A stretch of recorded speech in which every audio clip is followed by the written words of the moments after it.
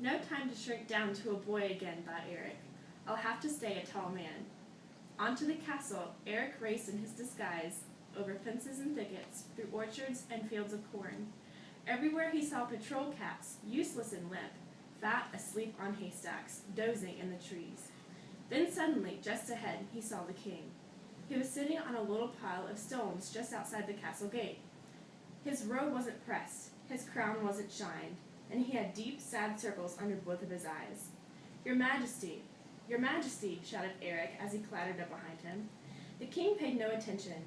Eric leaned down and shouted right into his ear. Very slowly the king turned his head. Well, sighed the king, and who may you be? When King Bertram worked, he really worked. But when he played, he really played. Every afternoon, when his day's work was done, he raced around the palace on a pair of old red stilts. But old Lord Droon thought this was very undignified, so he stole the king's stilts. This is a story of how the stilts were stolen, and how Eric the page boy got them back and saved the kingdom of Ben from very odd creatures called the Nizzards. I'm Eric, cried Eric. He let the robe that was covering him drop to the ground. The king's own red stilts flashed bright in the sun. Down from the stilts leapt Eric, the page boy.